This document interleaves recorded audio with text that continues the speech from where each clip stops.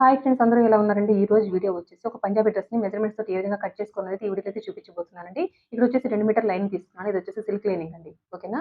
ఇక్కడొచ్చేసి close part ఏమో నా వైపు ఉంది. ఓపెన్స్ ఏమో ఆపోజిట్ అనమాట. ఓపెన్స్ అంటే ఎప్పుడు కూడా కూర పార్ట్ మనకు ఆపోజిట్ ఉండాలి. ఇక్కడ ఫ్రంట్ టు బ్యాక్ ఒకేసారి కట్ చేస్తున్నాను. ఇక్కడ 2 మీటర్ల లైనింగ్ ఎంత ఉందో అంత పొడవు నేను తీసేసుకున్నాను. నాకు కావాల్సిన డ్రెస్ పొడవు వచ్చేసి 40 ఇంచెస్ అండి. ఇక్కడొచ్చేసి నాకు 39 ఇంచులు ఉంది డ్రెస్ పొడవు. ఇక్కడొచ్చేసి రిమైనింగ్ వచ్చేసి ఈ ఒరిజినల్ క్లాత్ నుంచి తీసేసుకొని డ్రెస్‌ని కట్ చేసుకొని స్టిచ్ చేసేసుకుంటున్నాను. ఇది డీప్ నెక్ కాబట్టి ఇక్కడొచ్చేసి ఫుల్ షోల్డర్ 5.5 పెట్టుకున్నాను. ఇక్కడ చూడండి, ఫస్ట్ వచ్చేసి మెజర్‌మెంట్స్ వచ్చేసి ఇక్కడ అప్పర్ చెస్ట్ 34, నడుము కొలత 30, ఇక్కడ హిప్ లూజ్ వచ్చేసి 36 ఇంచులనమాట. ఇది డీప్ నెక్ డ్రెస్ కాబట్టి ఇక్కడ ఫుల్ షోల్డర్ 5.5 పెట్టుకున్నాను. ఓకేనా? అదే 5.5 కూడా ఇక్కడ కూడా మార్కింగ్ పెట్టేసుకొని స్ట్రెయిట్‌గా ఫస్ట్ ఒక లైన్ డ్రా చేసేసుకున్నాను. ఇక్కడొచ్చేసి అప్పర్ చెస్ట్ అంతా 34, అందులో నాలుగో భాగం ఎంతండి? 8.5. 8.5కి హాఫ్ ఇంచ్ యాడ్ చేసేసుకుంటే 9 ఇంచులనమాట. ఇదేంటి అప్పర్ చెస్ట్‌కొచ్చేసి ఈ విధంగా 9 ఇంచులు వచ్చేసి ఈ విధంగా మార్కింగ్ పెట్టేసుకున్నాను. ఇప్పుడొచ్చేసి చంకన మార్కింగ్ పెట్టుకుందాం. చంక డౌన్ ఫస్ట్ 6 ఇంచులకి మార్కింగ్ పెట్టేసుకొని, ఈ కార్నర్ దగ్గర నుంచి 1 ఇంచ్‌కి మార్కింగ్ పెట్టేసుకొని ఈ విధంగా రౌండ్ షేప్ ఇచ్చేసానండి. మనకంటూ ఒక మెథడ్ ఉందండి చంక రౌండ్ కొలవడానికి. అదేంటంటే షోల్డర్స్ జాయిన్ చేయడానికి హాఫ్ ఇంచ్ ఖర్చు విడిచిపెట్టేసుకొని, ఎంత గ్యాప్ తోటి మనం హ్యాండ్‌ని జాయిన్ చేస్తాం? హాఫ్ ఇంచ్ గదా! ఈ విధంగా మార్కింగ్ పెట్టేసుకొని కొలిస్తే నాకు 8.5 వచ్చింది. ఓకేనా? మనకు కావాల్సిన చంక రౌండ్ వచ్చేసి 16 ఇంచులు. అందులో సగం ఎంతండి? 8 ఇంచులు కావాలన్నమాట. నాకు 8.5 వచ్చింది. కానీ 8 ఇంచులు రావాలి అంటే మనకంటూ ఒక మెథడ్ ఉంటది.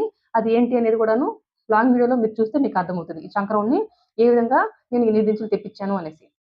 ఓకేనండి. ఇంకిప్పుడొచ్చేసి ఈ పైనుంచొచ్చేసి నడుము కొలతొచ్చేసి 14 ఇంచులకి మార్కింగ్ పెట్టుకున్నాను. ఇంకా హిప్ లూజ్ వచ్చేసి 20 ఇంచులనమాట. ఇంకిప్పుడొచ్చేసి నడుము లూజుని మార్కింగ్ పెడదామండి. ఇక్కడ నడుము కొలత ఎంతండి మనకి? 30 ఇంచులనమాట. అందులో నాలుగో భాగం ఎంత? 7.5. ఈ 7.5కి ఒక హాఫ్ ఇంచ్ యాడ్ చేస్తే ఎంతండి? 8 ఇంచులు. ఇక్కడొచ్చేసి నేను 8 ఇంచులకైతే ఈ విధంగా అయితే మార్కింగ్ పెట్టేసుకున్నాను. ఇంకా హిప్ లూజ్ వచ్చేసి 36 ఇంచులు. అందులో నాలుగో భాగం వచ్చేసి 9 ఇంచులండి. 9 ఇంచులకి ఒక హాఫ్ ఇంచ్ యాడ్ చేస్తే ఎంత? 9.5. కానీ వీళ్ళొచ్చేసి ఒక పావు ఇంచు లూజ్ పెట్టుకున్నారు కాబట్టి ఈ విధంగా పావు తక్కువ 10 ఇంచులకైతే ఈ విధంగా మార్కింగ్ పెట్టుకున్నాను. ఇంకా ఈ కింద వైపున ఎంత మార్క్ చేయాలి అనే డౌట్ ఉంటుందండి. ఈ హిప్ లూజ్ ఎంతొచ్చిందో దానికి ఒక 1.5 ఇంచ్ యాడ్ చేసేసుకొని కింద లూజింగ్ పెట్టేసుకుంటే సరిపోద్దనమాట. ఎవరికైనా ఇదే పద్ధతండి. ఇంకిక్కడొచ్చేసి పైనుంచి నడుము వరకు కూడాను 2 ఇంచులు ఖర్చు పెట్టుకున్నాను. ఇంకా నడుము దగ్గర నుంచి కట్స్ వరకు కూడాను 1.5 ఇంచ్ ఖర్చు సరిపోతదండి.